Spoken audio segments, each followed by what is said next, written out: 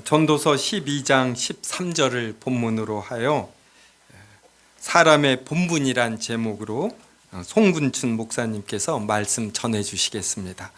송군춘 목사님은 시애틀 남포 제일장로교회 목사님이셔요. 시애틀이니까 미국 시애틀을 의미하겠죠. 네, 그리고 캄보디아에 선교할 일이 있었는데 중간 기착지로 한국이 되어서 이제 며칠 머무시는데 우리 교회와 연결이 되어서 오늘 말씀 전해 주시게 되었습니다. 하나님의 큰 은혜가 있기를 바랍니다. 네.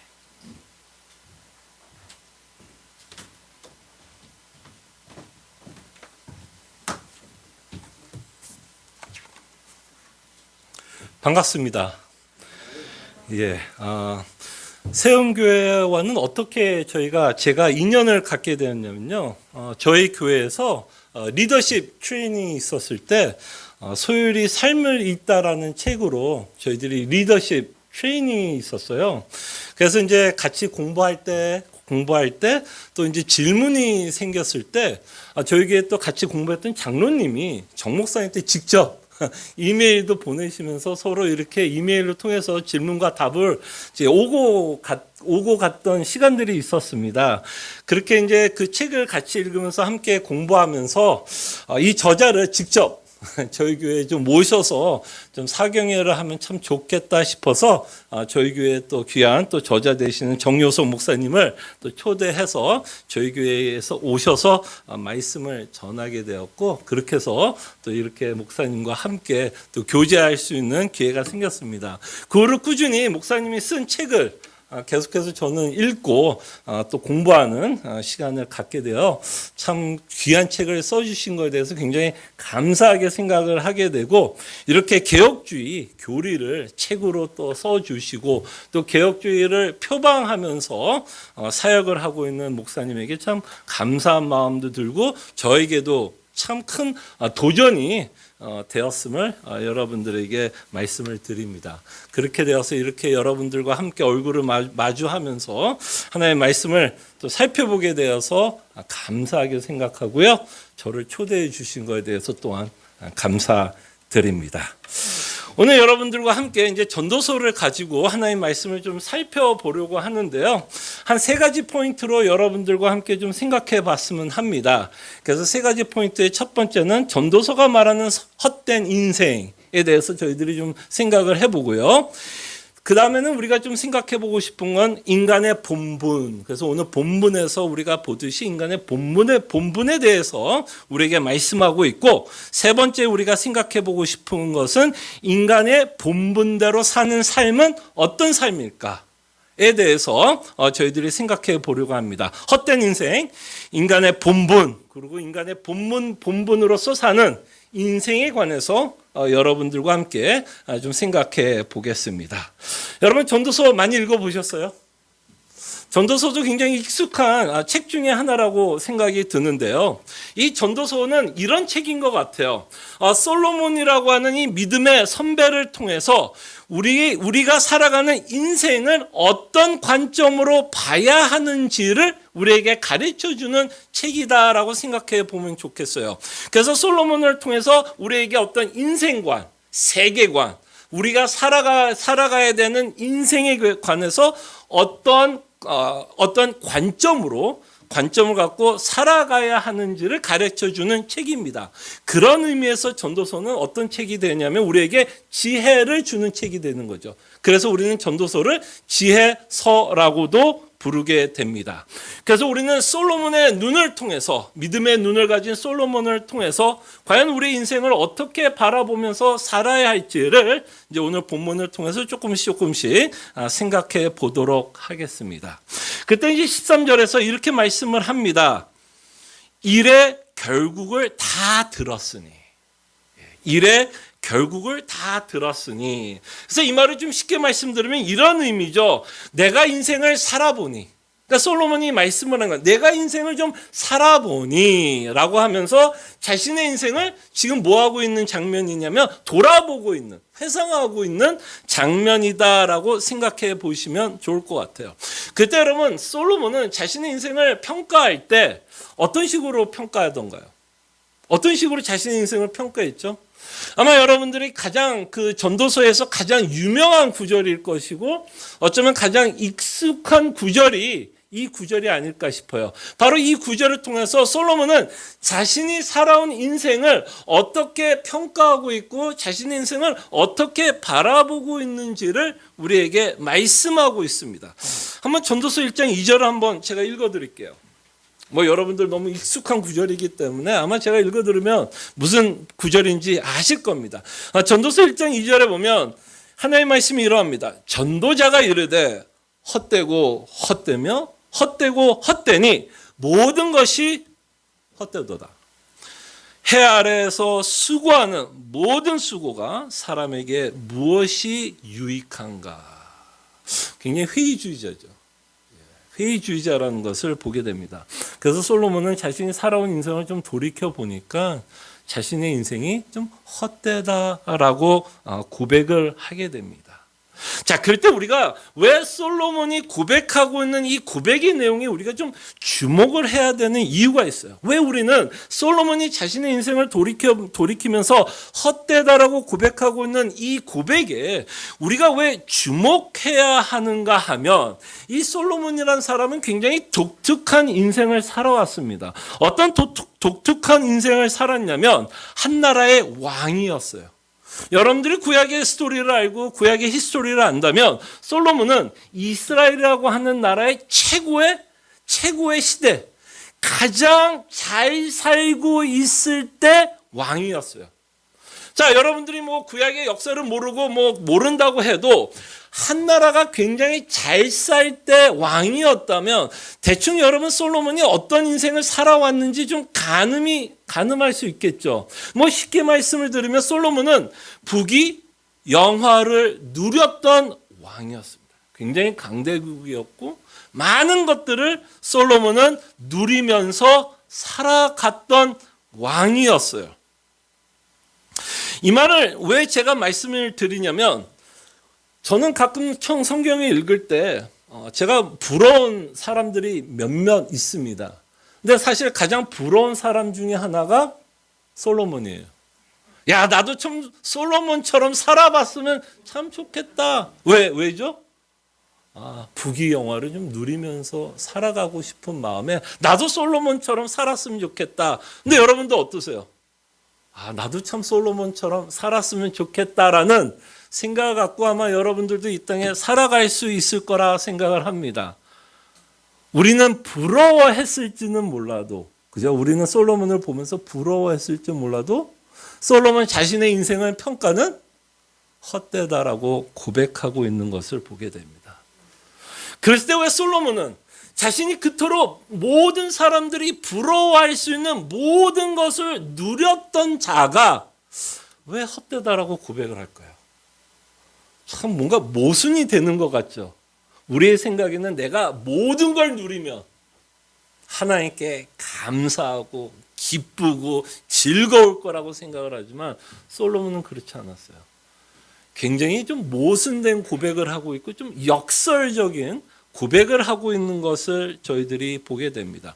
그래서 우리는 솔로몬의 고백에 좀 주목을 하고 싶은 거예요. 부귀 영화를 누렸던 자가 왜 자신의 인생을 돌이키면서 헛되다라고 고백을 하고 있는지를 좀 생각을 해 보도록 하겠습니다. 자, 이 헛되다라고 하는 이 단어는요, 히브리 단어로 헤벨이라고 하는 단어, 헤벨. 뭐 이 헤벨이라는 단어는 몰라도 됩니다. 헤벨이라는 단어는 몰라도 되지만 이 헤벨이라는 단어를 좀 직역을 하면 공허하다라는 의미가 있어요. 공허하다 또는 텅 비어 있다. 그래서 공허하다 또는 텅 비어 있다라고 하는 이 단어를 한국말 번역에는 헛되다라고 번역을 하는 겁니다. 그렇다면 우리가 좀 헤벨이라는 단어를 통해서 우리가 알 수 있는 건 뭐냐면 이 솔로몬은 모든 것을 가진 자였음에도 불구하고 그의 인생은 뭐했다라는 거예요? 공허했다라는 거예요. 공허. 뭔가 다 가져는 봤지만 내 인생은 뭔가 텅 비어있는 느낌을 갖고 살아왔다라고 솔로몬이 고백을 합니다. 자, 이 말에는 오해가 없었으면 합니다.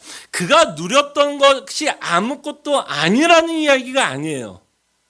하나님이 주신 부귀영화 아니겠습니까? 그죠? 분명히 솔로몬에게 주셨던 것도 하나님이 주신 부귀영화였고 하나님이 주신 권세였어요. 그런 솔로몬이 누렸던 것들이 아무것도 아니라는 이야기도 아니고 여러분과 우리가 이 땅에 살아가면서 누리는 것들이 아무것도 아니라고 이야기하고 싶은 것이 아니라 솔로몬이 진짜 말하고 싶었던 건 뭐냐면 내가 다 가져봤는데도 뭐라고 얘기하고 싶으냐면 만족이 안 되더라는 거예요. 그러니까 우리가 갖고 있는 것들이 의미가 없다는 게 아니라 내가 이 세상 것을 아무리 가져도 여전히 내 마음은 텅 비더라. 텅 비더라. 결국 세상의 것들이 나를 만족시키지는 못하더라라고 말씀하고 싶은 거예요. 그래서 우리는 솔로몬의 이야기를 좀 들을 필요가 있어요. 제가 좀 전에 말씀드린 것처럼 저는 누가 부럽다고 말씀을 드렸죠? 솔로몬이 부러웠어요. 솔로몬처럼 이 땅에서 부귀영화하고 모든 것을 가지면 뭐 할 거라고 생각하는 거예요? 행복할 거라고 생각이 들고요. 만족할 거라고 생각이 들고요.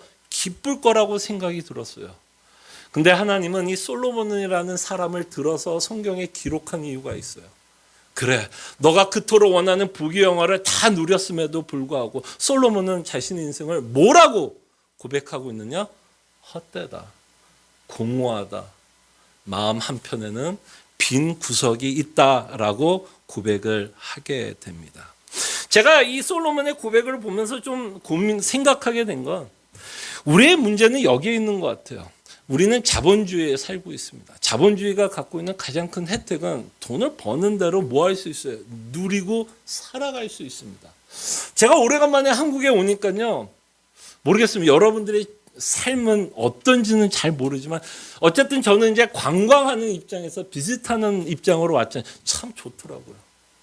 모두가 좀 행복하게 사는 것 같은 그런 느낌을 받게 되더라고요. 근데 아마 여러분들 삶은 그렇지 않을 거예요.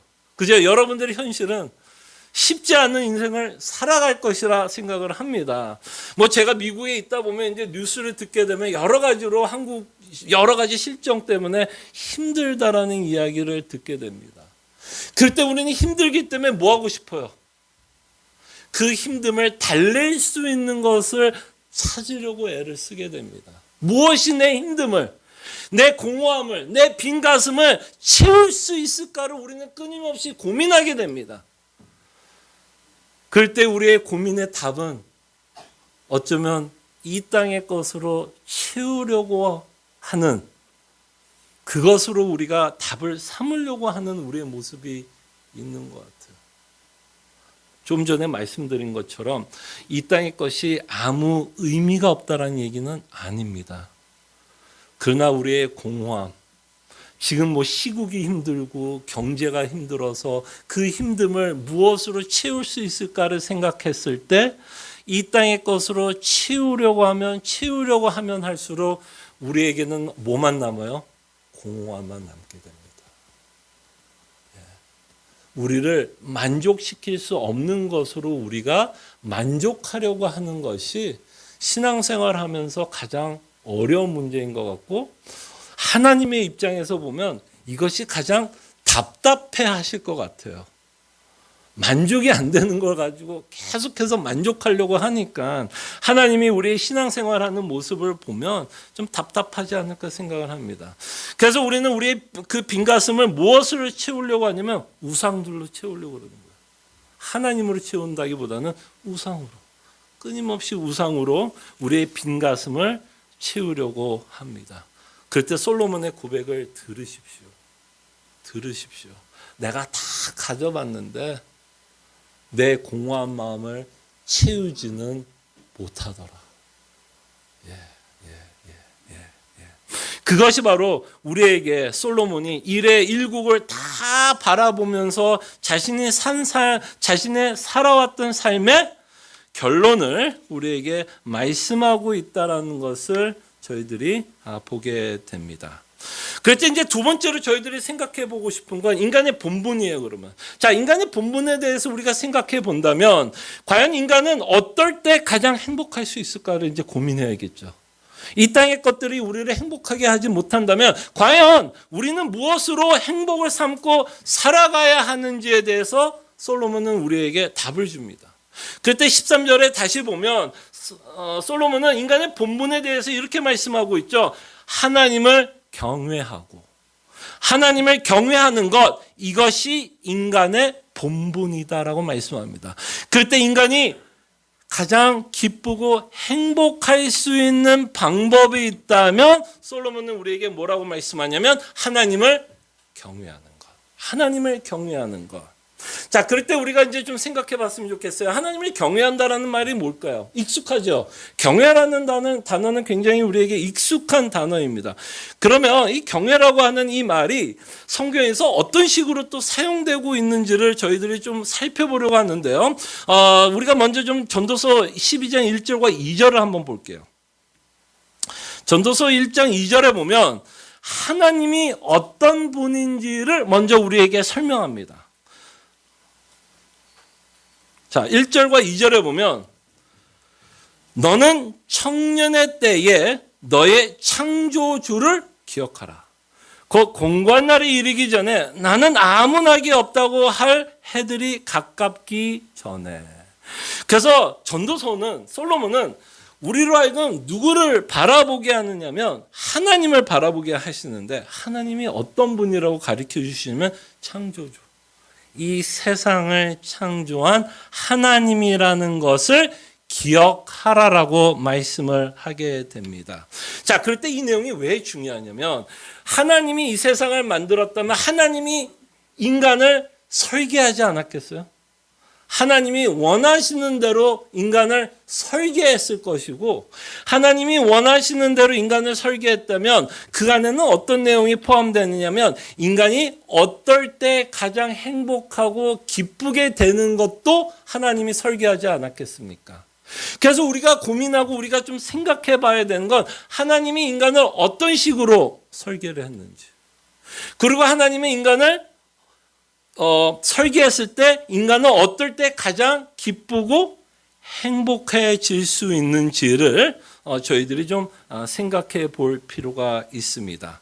그래서 사람은 행복하기 위해서는요, 하나님이 창조한 목적을 우리는 기억해야 돼요. 하나님이 인간을 창조한 목적 또는 하나님이 인간을 설계한 내용을 우리는 기억할 필요가 있습니다. 그때 결론부터 여러분들에게 말씀을 드리면 하나님이 인간을 설계한 목적 또는 창조한 목적은 하나님을 통해서만 만족하게끔 인간을 창조하셨어요. 하나님만 통해서 행복하고 기쁘게 설계를 했기 때문에 당연히 어떤 결과가 나올까요? 당연히 이 땅의 어떤 것도 우리를 만족시킬 수는 없어요. 아마 인간이 타락하지 않았더라도 죄가 없는 상태에서도 인간은 끊임없이 뭘로만 만족하게끔 하나님만으로 만족하게끔 우리가 살아갔을 거예요. 예. 그러나 한 인간이 타락함으로써 이제는 하나님만으로 만족하면서 사는 게 아니라 좀 전에 말씀드린 것처럼 수많은 우상을 만들고 우리는 그 우상 가운데 만족을 찾으려고 합니다.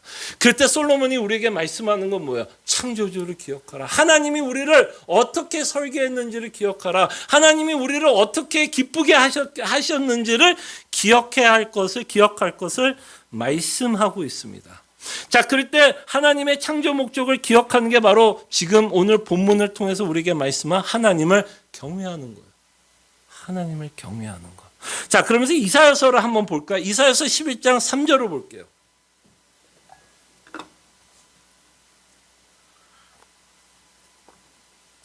이사야 11장 3절에 보면 이 경외한다라는 단어와 어떠한 단어가 함께 사용되고 있는 것을 보게 되는데요. 제가 한번 읽어드릴게요. 이사야 11장 3절입니다. 그가 여호와를 경외함으로 즐거움을 삼을 것이며 그의 눈에 보이는 대로. 그래서 이 이사야는 무엇을 말씀하고 있죠? 하나님을 경외한다라는 것이 뭐라고요? 즐거움이다라고 표현해요. 즐겁다. 즐겁다라고 얘기합니다. 근데 우리는 경외한다라는 단어를 어떻게 이해해요? 보통 이제 두렵다라는 단어와 연관을 시키면서 우리는 경외라는 단어를 이해하게 됩니다. 그래서 우리는 하나님을 경외한다 그러면 어떤 존재로만 생각하냐면 하나님은 그냥 무서운 사람, 무섭기 때문에 두려워해야 할 존재로만 생각을 합니다. 근데 여러분들은 어렸을 때 어떻게 자라는지 모르지만 저도 어렸을 때 부모님 또는 선생님 하면 어떤 존재예요? 그냥 두려운 존재. 선생님의 뭐 옷깃을도 뭐 이렇게 그림자도 밟으면 안 됐고, 저도 어렸을 때 뭐 우리끼리 얘기를 하자면 저도 굉장히 많이 맞고 선생님한테 많이 불려 다녀서 많이 맞았어요. 그래서 선생이라고 하는 자는 굉장히 그냥 두려운 자, 그냥 두려운 자. 그런 식으로 우리는 하나님을 좀 생각할 때가 있는 것 같아요. 그렇게 하나님은 그냥 두려운 존재라고 생각을 하면 이 하나님은 어떤 존재가 되냐면, 제가 어렸을 때 선생님을 두려운 존재라고 생각하면 어떻게 생각했을까요? 그냥 먼 사람이죠. 가깝지 않아요. 멀어요. 다가가기 싫고 사귀기 쉽지 않고 뭐 대화하고 싶지 않은 존재가 됩니다. 그럴 때 우리가 하나님을 경외한다라고 해서 하나님을 그냥 두려워하는 존재라고 생각하면 이 하나님은 뭐가 되냐면 우리에게 그냥 하나의 신, 그냥 멀리 있는 신. 그리고 이 신은 내가 그냥 두려워할 존재라는 것으로만 생각을 하는데, 이사야는 우리에게 뭐라고 말씀하죠? 경외함으로 즐거움을 삼으래요. 뭔가 또 모순되는 단어 같지 않아요?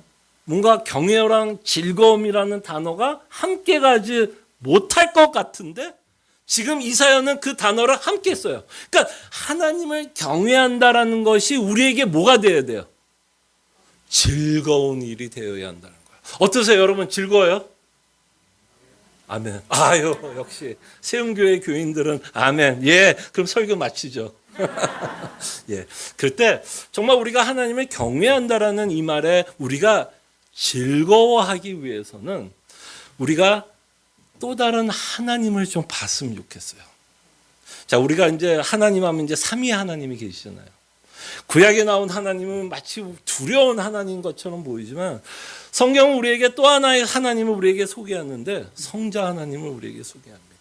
이 성자 하나님을 우리가 조금 그분의 사역과 그의 삶을 우리가 살펴보면 그 경외한다는 것과 즐거움이 함께 공존하고 있는 것을 저희들이 보게 됩니다. 경외한다라는 의미는 이거죠. 예수 그리스도께서 십자가에 죽으시는 그 사건을 통해서 우리는 하나님 앞에 두려움을 갖게 됩니다. 어떤 의미에서 두려움을 갖게 되냐면 죄의 삭은 사망이에요. 죄의 삭은 진노요 심판입니다. 그래서 우리는 예수 그리스도께서 십자가에서 죽으신 그 사건을 통해서 하나님의 경외, 하나님을 향한 경외심을 갖게 됩니다. 죄를 그토록 싫어하고 미워하며 죄를 심판하고 있는, 어쩌면 옛날에 제가 좀 전에 말했던 선생님과 같은 두려운 존재라는 생각을 우리는 하게 됩니다. 그러나 십자가는 하나님을 어떤 죄에 대한 무서움을 보여주는 하나님뿐만 아니라 이 십자가는 굉장히 특이한 메시지를 또 우리에게 전달을 하게 되는데요. 이 십자가는 또한 우리에게 사랑을 선포합니다. 사랑을 선포해요. 그래서 여러분들이 잘 아는 로마서 5장 8절에 같은 경우도 예수 그리스도의 죽으심을 통해서 하나님의 사랑을 확증, 좀 영어로 표현하면 demonstrate. 야, 내가 너희들을 사랑한다라는 표가 뭐냐? 내가 예수 그리스도께서 십자가에 죽으신 그 사건을 통해서 내가 너희를 사랑한다라는 증거로 사용하고 있다라는 것을 보게 됩니다. 그래서 우리는 십자가를 보면서 아까 말씀드린 것처럼 하나님을 뭐하게 돼요? 경외하게 됩니다. 두려움이 앞설 수 있지만 또한 예수 그리스도께서 우리를 대신하여 대속해서 십자가에 죽으신 그 사건을 통해서 우리는 또 하나의 메시지를 받게 되는데, 하나님이 우리를 사랑하고 있다라는 그 사랑의 메시지를 저희들이 받게 됩니다. 그래서 우리는 그 십자가를 통해서 두 가지의 마음을 뭐하게 돼요? 갖게 됩니다. 하나님을 향한 거룩한 경외심과 함께 그 하나님이 예수 그리스도를 통해서 십자가에 죽으신 그 사건을 통해서 우리는 하나님의 사랑을 보면서 뭐 하게 될까요? 즐거워하게 됩니다. 그래서 여러분들이 정말 하나님을 경외하기 위해서는 어디를 바라봐야 되냐면 예수 그리스도의 십자가를 바라보게 되면 그 십자가를 바라보는 그 마음, 우리가 십자가를 바라보는 그 마음이 성경에서 말하는 경외함과 즐거움이라는 것을 우리는 보게 됩니다. 그래서 전도서를 통해서 우리에게 말씀하시는 것은 우리의 공허한 마음, 우리의 텅 빈 마음이 무엇으로만 채워질 수 있는지를 우리에게 말씀하는데 무엇으로 채워지게 되냐면 예수 그리스도의 복음이 우리의 빈 가슴을 채워준다는 겁니다. 그래서 여러분 성경을 읽다 보면 아까는 제가 솔로몬이 가장 부럽다고 이야기하지만 저를 가장 힘들게 하는 인물 중에 하나는 사도 바울이에요. 사도 바울의 서신서를 읽다 보면 많이 도전이 됩니다. 그 중에 이제 사도 바울 하면 여러분들이 가장 잘 아는 여러 책 중에 이제 그가 가장 많이 썼던 책이 옥중서신 아니에요. 어디서 썼다고요? 감옥에서. 근데 감옥에서 쓴 내용들을 여러분 한번 보셨어요? 대표적인 예를 들자면 한 가지 예를 들자면 나는 자족한다라고 고백을 하죠. 자족한다는 걸 배운다라고도 표현하고 자신은 자족한다라고 말씀을 합니다. 자, 다시 한번 솔로몬을 예를 들자. 제가 솔로몬이 자족했다라면 저는 훨씬 더 이해가 잘 될 것 같아요. 어떠세요, 여러분? 여러분들도 솔로몬이 자족한다라고 그러면 훨씬 더 이해가 더 잘 되지 않겠어요? 근데 성경은 굉장히 역설이에요. 반전이 있습니다. 누가 자족해요? 감옥에 갇혀. 언제 죽을지 모르고 예수를 믿어 모든 것을 잃어버린 자가 오히려 자족한다라고 고백을 합니다. 그래서 우리 신앙생활이 힘들어요. 그죠? 그래서 힘들어요. 우리는 솔로몬이 자족한다라고 고백했더라면, 그죠? 우리 신앙생활이 좀 편했을지 모르지만, 오히려 사도 바울이 자족한다 그러니까 그렇게 살고 싶지는 않아요. 그죠? 우리 가운데 누구든 옥중서신 감옥에서 나는 자족한 것을 배운다라고 고백하고자 하는 자들은 없을 거예요. 그러나 그게 성경이 우리에게 말씀하시고자 하는 이유인 것 같아요. 그 이유로 바로 하나님이 전도서를 쓰게 한 것 같아요. 전도서를 통해서 끊임없이 솔로몬의 고백을 통해서 우리가 기대하는 것, 이 땅의 부귀영화를 통해서 우리가 만족하기를 원하지만 아니다. 그러면서 오히려 사도 바울의 고백을 통해서 누구를 통해서 만족해요? 그리스도를 통해서. 예수 그리스도를 통해서. 그렇다면 이제 우리에게 도전이 있습니다. 여러분 힘들죠. 살아가는 거 쉽지 않죠. 저도 미국에서 이민자로서 목회를 살아가는 거 쉽지 않아요. 아마 한국에서도 여러 가지 사정 가운데서 쉽지 않을 거예요. 그럴 때 우리의 싸움은 이 땅의 것을 더 채워가는 싸움은 아닌 것 같아요. 만약에 하나님께서 여러분들이 애쓴 것만큼 채워주시면 그것도 감사하십시오. 그거를 나는 이거 헛된 거니까 다 돈 버릴 거야 이럴 필요는 없어. 버리지 마세요. 그러나 우리의 싸움은 끊임없이 뭐 해야 되냐면 예수 그리스도로 만족하는 삶을 살려고 애를 써야 돼요. 풍족해도 끊임없이 그리스도로 말미암아 만족하는 삶을 살아야 되고요. 부족해도 절망과 시리와 실망에 빠지고 하나님 어떻게 이룰 수 있어? 이게 아니라 예수 그리스도로 만족할 수 있도록 애를 쓰셔야 돼요. 이게 여러분과 저의 싸움인 것 같아요. 자, 그럴 때 인간의 본분은 뭐냐? 하나님을 경외하는 것. 그럴 때 하나님을 경외한다라는 것은 십자가를 바라보면서 그를 두려워하지만 십자가를 통해서 우리에게 보여주신 그 사랑으로 말미암아 우리는 뭐 하게 돼요? 만족하게 된다는 거예요. 만족. 자, 그렇다면 이제 마지막으로 여러분들과 좀 생각해 보고 싶은 건 뭐냐면, 자, 이렇게 인간의 본분, 정말 하나님을 경외하고 예수 그리스도의 십자가로 말미암아 즐거운 인생을 저희가 살아간다면, 인간의 본분으로서, 우리가 인간의 본분으로서 하나님에게 은혜를 받은 자로서 가장 행복하게 사는 모습은 무엇일까? 신명기를 한번 볼게요. 신명기 10장 12절에서 13절입니다.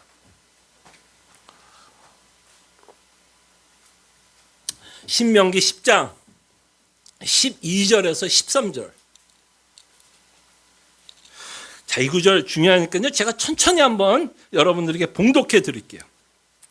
제가 봉독해 드릴 때 한번 말씀을 좀 묵상하시면서 같이 좀 따라왔으면 합니다. 제가 읽어 드릴게요. 이스라엘아, 내 하나님 여호와께서 내게 요구하시는 것이 무엇이냐? 곧 내 하나님 여호와를 뭐 하라고요?